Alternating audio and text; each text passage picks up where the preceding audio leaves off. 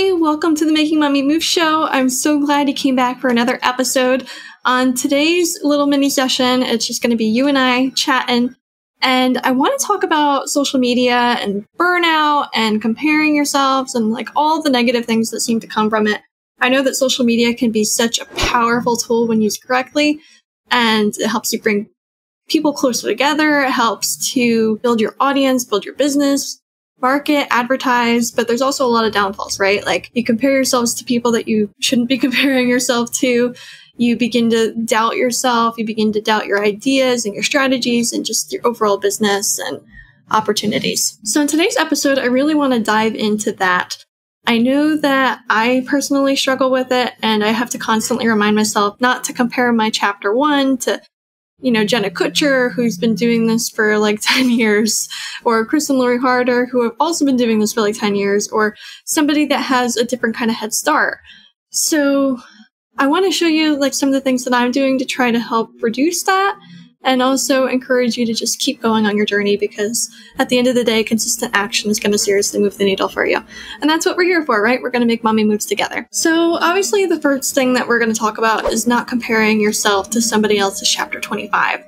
You don't know what's going on behind their scenes. Like, first off, because they're light years ahead of you, that they've been doing this, they've been learning through the journey all this time while you're just getting started. But they also probably have a team of people behind them. They're outsourcing tasks. They've got their processes nailed down. They've got their analytics. They've got a lot of stuff to compare what they're doing to, so that they're able to make really consistent action and really intentional action that's going to move the needle more in their business. So I was listening to a podcast yesterday, and they were talking about, like, in direct-to-consumer based businesses, like planning for your fourth quarter, which is September through December, because obviously the holidays are really big at that time of year, right? So you need to start planning for that early. Ideally, like quarter 3, quarter 2 even. So they were talking about one of these people that they had on the show.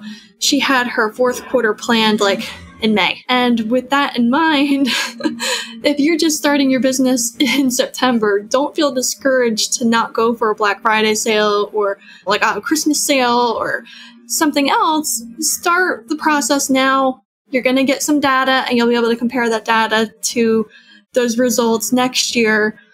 You'll be able to start planning earlier. You'll be able to just take all the feedback that you can get. So by comparing yourself to somebody else's chapter 25, or their behind the scenes that you have no idea what's happening, you're very likely downgrading your successes as a business owner. So that's something I do a lot. I have to remind myself that this is only really my second year of business, owning Garden in the Pines, and first year of business for, the podcasts and everything else that we have going on in our life. And of course, like, I'm always thinking of new ideas too. So it's like, I can't compare myself to anything else if I'm just now starting something else. So don't compare your successes to that of anybody else's, because when you reflect back on it, like when I reflect back on my first month of business and where I'm at now, it's like I had done no weddings or events as a wedding florist. I had just launched in time for Valentine's Day. I think I sold like $800 worth of flowers, and I spent like $700. So it really wasn't any money made. But I took that and I learned from it. And now this year we have 50 events that we're serving florals for. We've grown so much in our design capabilities. People are requesting us for next year. We have a minimum in place. Like, all these things have grown so much in just a year and a half's time. Compare that. Look back on yourself last year, 18 months ago, and see how far you've come, and then you'll feel motivated to keep going. So on that same note, in the comparing yourself kind of thing, I had just saw that one of my favorite people that I follow on Instagram is starting a podcast, and it's not a fair comparison. I just started my podcast, but she's got 1 million followers and a TV show and all these things on, social media, like this whole big, like, cult-like following. We're just starting. I can't compare that to her. It's like, she's going to be top ranked on Apple, like, first day. It's going to take a lot more work for me. Unequal starting points. Compare apples to apples and not apples to oranges. So with all of that in mind, I want to encourage you to maybe block out content that isn't inspiring you, or is actually encouraging that kind of defeating mindset and that limiting mindset, or the scarcity mindset, or any of the negative ones that you might be thinking. On that same note, Follow people that are going to light you up and inspire you and that you could potentially collaborate with. Collaborate with people in your area that are in your niche. Maybe branch out to a different platform that people are just like starting to, pick up speed on and like notice. Like, I just recently joined Peanut. If you're on there, please come join my group. It's the Making Mommy Moves group. And this is like a newer platform that moms are going to communicate, build relationships, make friendships, like all those kinds of really cool things. So it's like, this is like a really good place for me to be, being that I'm trying to connect with other moms and inspire them. It's like, that's where I should be going. Not that TikTok or LinkedIn isn't also important, but maybe branch off to the other places that might have potential to be really successful for you. Likewise, when connecting with other business owners that are also going through the same thing or on the same level playing field, you'll be able to connect with each other, build relationships, you'll be able to utilize each other's audiences, do giveaways together, really collaborate on different ideas, maybe go on a business partnership together. Like, the ideas are endless. But most importantly, they're going to relate to everything that you're going through. So they'll relate to the struggles with the algorithms or staffing issues like right now, like everybody's experiencing that. So don't be afraid to send a DM, follow, comment, try to meet up with people, get coffee, go to breakfast, go for a walk, like anything. Get them on your podcast. If anybody wants to come on my podcast, please, I can't wait to connect with you. So on that same wavelength of blocking out content that doesn't inspire you, try to draw content more as inspiration from these people. Instead of thinking about comparing yourself to them, think about what they're doing to communicate with your audience, how they're responding, the things that they're talking about in aligned networks. So use that for whatever your niche is and roll with it. Finally, when it comes to social media, marketing, and just business in general, I think it's really important that you establish boundaries. I know that's hard.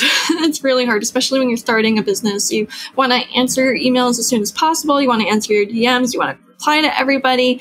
But you got to keep in mind that this is not real life. You have a life outside of your cell phone that you should be living. You should be going for walks. You should be having time with your kids. You should be having time with your spouse. Go on date nights. It shouldn't just be work 24/7. And I'm kind of saying that to myself also, because I was up until probably 12 o'clock last night. I woke up at 4 o'clock with the baby and I couldn't go back to sleep. So it's I also need that reminder that there's life outside of work and creation and business. So with that in mind, establish some boundaries. Maybe remove your email from your cell phone so that you're not checking it all day long like me. Maybe only check it when you're on your computer so that you have that switch moment turned on, that from 10 to 5, I'm going to be working on my computer. I can check my email all day while I'm on it, but after that, they can get a response in the morning kind of thing. Something else that I do that's really helpful is I turn on Do Not Disturb when I'm trying to really focus and get work done on my computer, or having a meeting, or whatever I'm trying to do.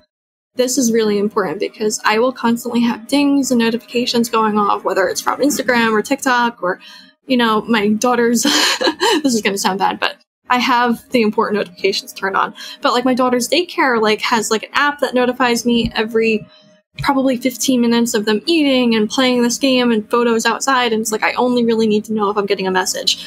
So with that in mind, I turn those off so that I only get the messages, because those are the only things that are really important in the moment that I need to go get them from school, or they're sick, or whatever the scenario is. So don't be afraid to turn on Do Not Disturb. If they are texting you from an iPhone, they'll be able to see that you have Do Not Disturb turned on. Don't stress. They'll know that you'll respond. And just because it's somebody else's emergency, it doesn't make it your emergency. Let that one sink in. Give yourself some space, set those boundaries, and give yourself some grace, because you're doing amazing things, and the consistent action and the reflection on your goals and where you're going with your life is going to go so far. I promise. I want to end on that. I want you to reflect on, let's do the Power 9 that Chris and Lori Harder always preach. Let's do 3 excited abouts, 3 grateful fors, and 3 manifest. Reflect on your goals, what you're working toward, the things that you're grateful for, the things that are coming in your life that you're so excited about, because those are the things, and that reminder is going to seriously keep you moving forward. And it helps make the difficult things easier, because you're this is just a lesson. This is how we're going to improve this. This is where we're going from here. So 3 things I'm grateful for. I'm grateful for my little girls. I'm grateful for the way that my mind works, because I'm constantly thinking of new ideas, and I know that there's so much opportunity, and if I just keep going, it's going to pay off.